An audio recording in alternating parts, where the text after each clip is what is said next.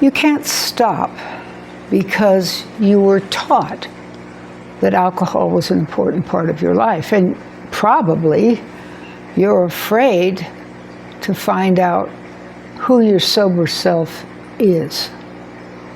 You know, the longer I study the subject of addiction as a result of trauma, because addiction is the result of trauma in the majority of cases, the more I am shocked to find out that the person you see lying in the gutter of the street, completely wiped out, is the least likely addicted person I would ever come in touch with. Now, if I was Gabor Mate and I was working in the worst part of Ontario, Canada, and meeting people in the hospital all the time because I was a medical doctor, that would be a whole different thing. I'm not dealing with people who are so far gone that they're in the hospital right this minute. That doesn't mean I'm not dealing with people who are in the hospital right this minute, but in the majority, I'm not. Usually if they're in the hospital, it's because they're having a liver or kidney replacement. What I am doing is working online with people all over the world who are wanting to recover, because as Mel Gibbons' latest book, Let Them, has convinced me to no end. You don't change people. They decide to change for themselves. Recovering from an addiction, any addiction, is difficult.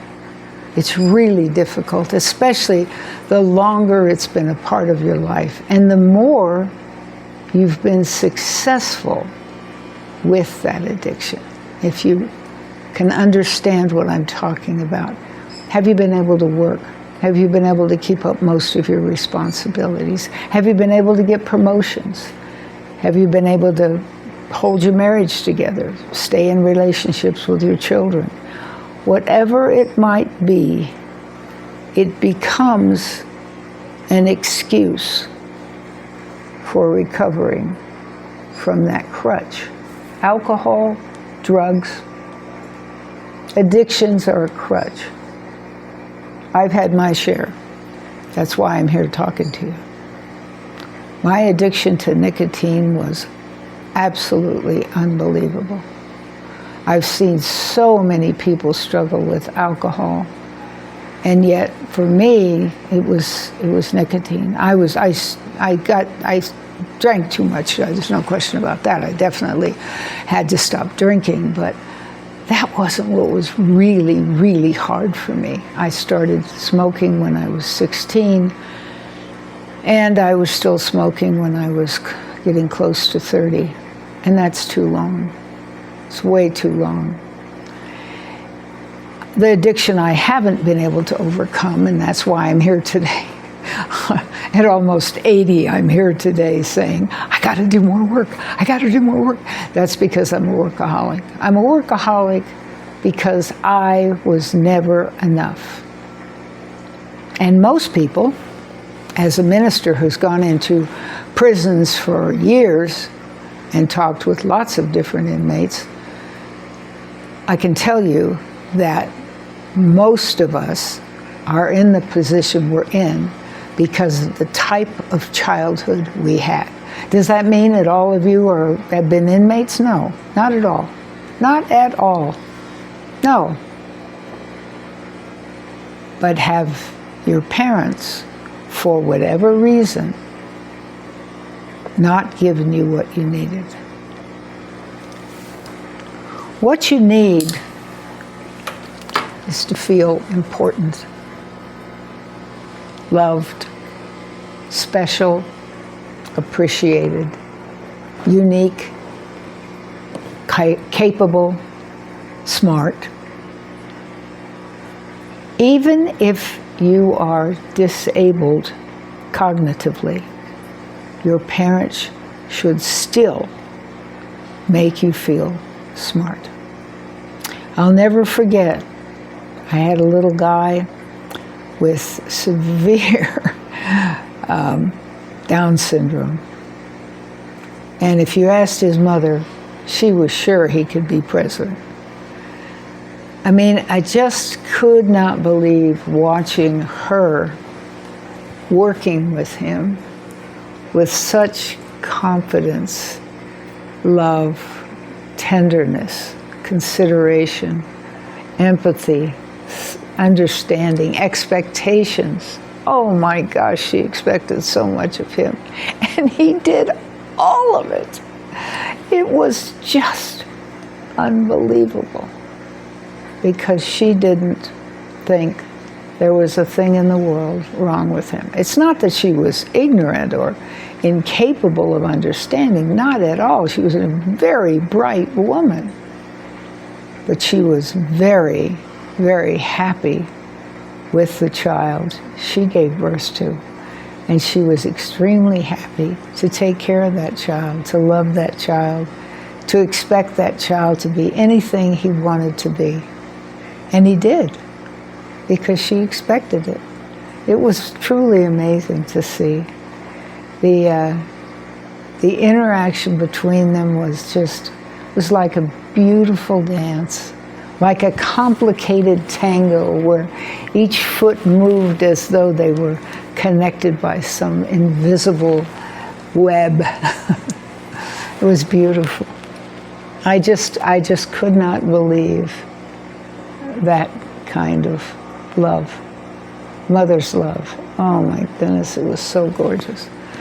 But I'm here to tell you that most people who have an addiction, can be drugs, can be alcohol, it can be gambling, it can be shopping, it can be cigarettes, it can be weed.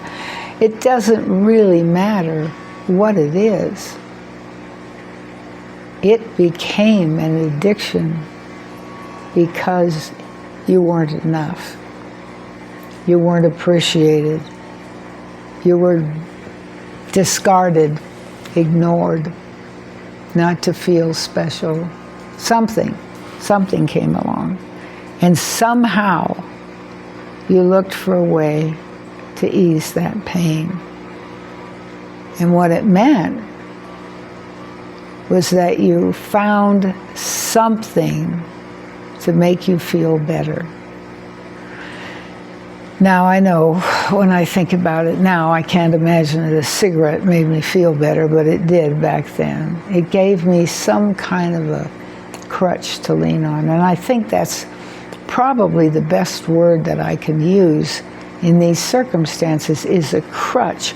Its whole reason is to ease the pain so that you don't have to think about the fact that you haven't had sufficient tenderness, sufficient stroking, sufficient security, sufficient love, sufficient food perhaps, sufficient attention, for no question about that.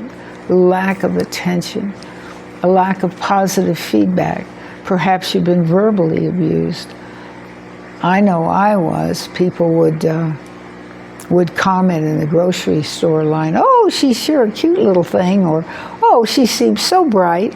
My mother would completely smash them and me in one or two words. She is impossible. She is, I can't deal with her. I don't know what to do. You know, I mean, it just went on and on and on and on. There was always these incredible remarks, and she repeated to me like it was a mantra that she didn't like me. She was constantly reminding me how much she didn't like me, and that's okay, because God makes mothers love all their children. They just don't have to like them. So she would tell me over and over again how much she disliked me. I really felt like a roommate, an unwanted roommate, but necessary for the pitch in with the money. And of course, I wasn't giving her any money. I started caring for her when I was 5 years old. I would hook her up in traction because she had back problems, and do all kinds of cleaning things for her and bring her things and get her food and whatever it was she wanted. Wine, beer, whatever she asked me for, I would get it for her. And unlike so many of these young people, I was really, really surprised that some of the youngsters I've talked to, well, adults, of course, adults now, I'm talking to their inner child, they would be drinking as early as 2, and many by the age of 6.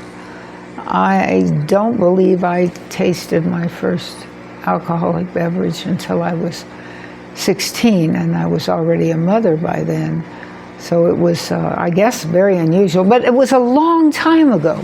Now keep in mind, 8 decades back, things were different. And for sure, there was no kindness and sympathy and understanding and patience and consideration and willingness, eagerness. I'm eager to help people recover if they want to recover, not if they don't want to recover.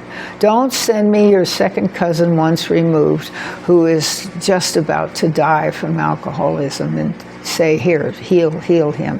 No, I can't heal anybody who doesn't want to be healed. No way. You have to want, no matter how many times you've failed, I don't care how many times a person has failed. I know I failed over and over and over again to stop smoking cigarettes. And I finally beat it a lot of years ago. And there's nothing there anymore. There's nothing there anymore with alcohol either. I sure like the glasses, but other than that, no, nothing. So that's not it. It's got to be someone who wants to recover.